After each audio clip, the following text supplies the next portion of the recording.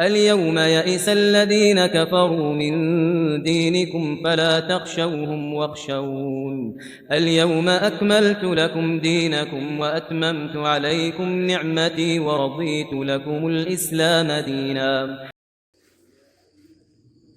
بسم الله الرحمن الرحيم. Umthetho wokubungaza ubusuku obuphakathi nenyanga yeSha'ban obaziwa ngokuthi iLeilatun Nisfi min Sha'ban.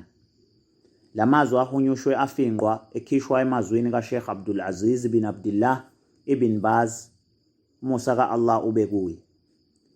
Udumo lube ku-Allah osiphelelisele enkolo waphelelisa kithi umusa. Ukuthola nezibusiso zika-Allah zibe kumembulelwa wakhe nesithunywa sakhe uMuhammad, umembulelwa wentethelelo nomusa. Okulandelayo, Allah uphakeme uthi, Al-yawma akmaltu lakum dinakum wa atmamtu alaykum ni'mati wa raditu lakum al-Islam dina. Namuhla nginiphelelelisele inkolo yenu, ngaphelelisa kini umusa wami, ngathokoza ngeIslamu njengenkolo yenu. Allah uphakeme uphinde athi, Am lahum shuraka'u shara'u lahum min ad-din ma lam ya'zam bihi Allah. Noma banabalingani abababekele imithetho enkolweni, leyo mthetho Allah angazange anike imvumo kuyo. Ivesi likwisura tushura.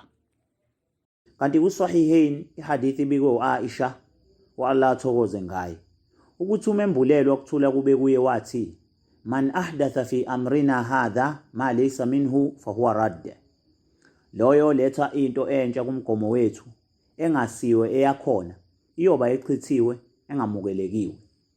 Bese kuthi umusho obikwe uMuslim uthi, Man amila amalan laysa alayhi amruna fahuwa radd. Loyo wenza isenzo esingamyalelanga ukusenza sizoba esichithiwe singamukelekiwe. Kanti kwincwadi Sahih Muslim kwihadith ebikwe uJabir wa Allah athokoze ngaye ukuthi umembulelwa okuthula kube kuye ubejwayele ukuthi athi kwikhutba yosuku lweJum'ah, amma ba'd fa inna khayra alhadith kitabullah wa khayra alhadi hadi Muhammadin wa sharra alumuri muhdathatuha wa kulla bid'atin dalala. Okulandelayo ngempela inkulumo engcono kunazo zonke incwadi ka-Allah. Bese kuthi indlela engcono yileyo ndlela kaMuhammad. Bese kuthi izinto ezimbi kunazo zonke izinto ezintsha, kanti yonke imfakele emisha iwuduka. Amavesi namahadith analencazelo maningi kakhulu, futhi akucacisa ngokusobala ukuthi Allah uphelelisele isizwe samaMuslim inkolo yaso, waphelelisa nomusa wakhe kuso. Kanti nomembulelwa wakhe akashonanga engakawudlulisa umyalezo ocacile, wachaza konke lokhu Allah akubekile okungamazwi nezenzo.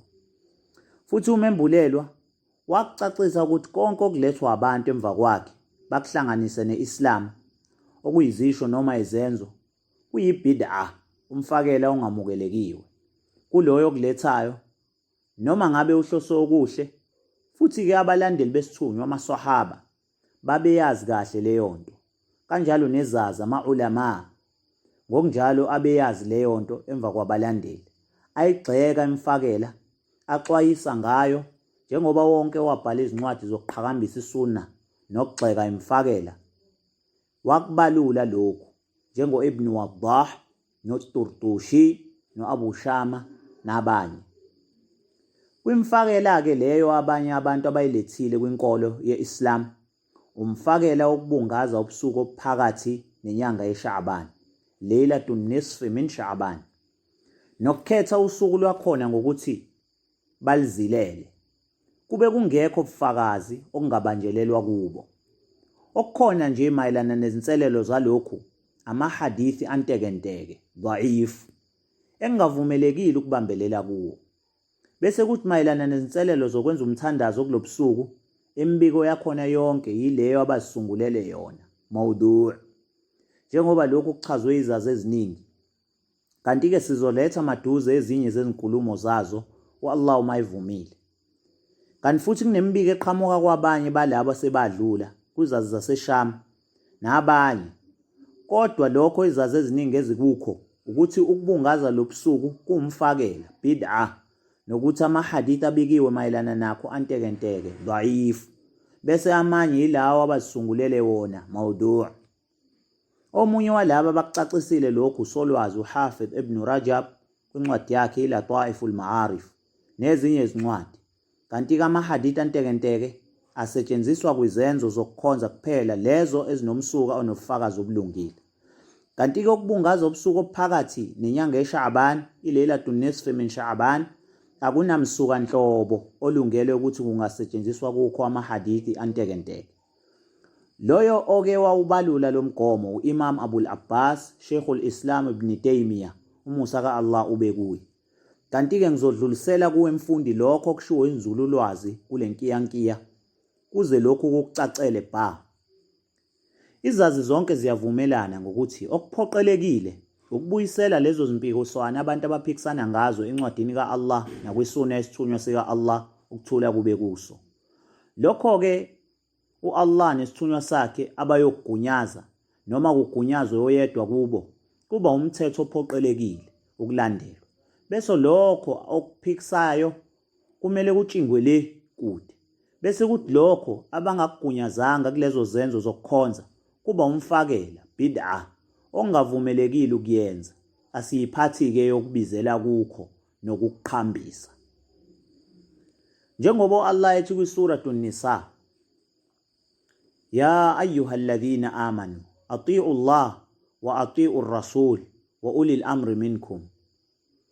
Onina enikholwayo, thobelani u-Allah, nithobele isithunywa sika-Allah nalabo abasemthethweni kini. Fa in tanaza'tum fi shay'in farudduhu ila Allah. Uma niphikisana entweni ethile, iphindiseleni ku-Allah war-rasul nasesithunyweni. In kuntum tu'minuna billah wal yawmil akhir dhalika khairun wa ahsanu ta'wila. Uma nikholelwa ku-Allah nasosukwini lokugcina, yilokho okungcono nokuhle mayelana nomphumela. U-Allah uphinde athi, وَمَا اخْتَلَفْتُمْ فِيهِ مِنْ شَيْءٍ فَحُكْمُهُ إِلَى اللَّهِ. Lokho eniphikisana ngakho ezintweni isinqumo sakho siku-Allah. Ivesi elikwiSuratul Shura. U-Allah uphinde athi, قُلْ إِن كُنْتُمْ تُحِبُّونَ اللَّهَ فَاتَّبِعُونِي يُحْبِبُكُمُ اللَّهُ وَيَغْفِرْ لَكُمْ ذُنُوبَكُمْ. Ithi, uma nimthanda u-Allah, ngilandeleni. U-Allah uzomthanda nixolele nezono zenu. Ivesi elikwiSuratu Ali Imran. U-Allah uphinde athi, فَلَا وَرَبِّكَ لَا يُؤْمِنُونَ حَتَّى يُحَكِّمُوكَ فِيمَا شَجَرَ بَيْنَهُمْ ثُمَّ لَا يَجِدُوا فِي أَنفُسِهِمْ حَرَجًا مِمَّا قَضَيْتَ وَيُسَلِّمُوا تَسْلِيمًا. Qhabo, ukufunga kungenkosi yakho. Abakholwa neze baze bakunike isinqumo ezimpikiswaneni zabo, bese bengatholi inkinga kubona kulokho okunqumile futhi bazinikele ngokuphelele.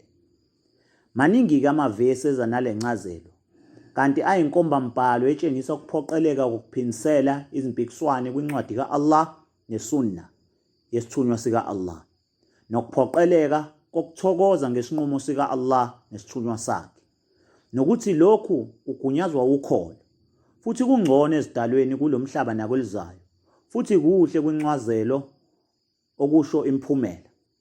uHafidh ibn Rajab kwincwadi yakhe iLataiful Ma'arif mayelana nale ngqinambi uletha inkomba-mbhalo ethi, ebusukwini obuphakathi nendawo kuSha'ban, Lailatul Nisfi min Sha'ban, abanye babalandeli tabi'un baseSham njengoKhalid ibn Ma'dan noMakhul noLuqman ibn Amir nabanye babejwayela ukuqhakambisa lobusuku bazikhandle ekukhonzeni, bese abantu bathatha kubona ukubaluleka kwalobusuku nokubuqhakambisa, kanti kuthiwa babeficwe imibiko yama-Israyeli, Athar Israiliyat. Yathi uma iduma lento ezindaweni eziningi, abantu baphikisana kulokhu, kunalabo bakwamukela lokhu kubo nalabo bavumelana nabo ekuqhakambiseni lobusuku, kubalwa kulabo iqembu lezikhonzi zaseBasra nabanye. Kanti-ke izazi eziningi zaseHijaz zakuhlaba zakugxeka lokhu, kubalwa kuzo u-Atwa no-Ibn Abi Mulaika. Kwathi u-Abdurrahman ibn Zayd ibn Aslam wakubika lokhu ekususa kwenzululwazi zaseMedina, kanti kuwumbono wabalandeli ba-Imam Malik nabanye bakubeka ngembaba ukuthi konke lokhu kuwumfakela bid'ah. U-Imam Abu Bakar at-Turtushi, umusa ka-Allah ube kuye, kwincwadi yakhe ebizwa ngokuthi Al-Hawadith wal-Bid'ah, uthi u-Ibn Waddah uyabika ekususela kuZayd bin Aslam wathi akekho koshekh bethu noyedwa noma kwizazimthetho zethu owayebunaka lobusuku obuphakathi nendawo kuSha'ban, futhi babengayinaki nehadith kaMakhul, futhi babengaboni mehluko phakathi kwalobusuku nobunye ubusuku.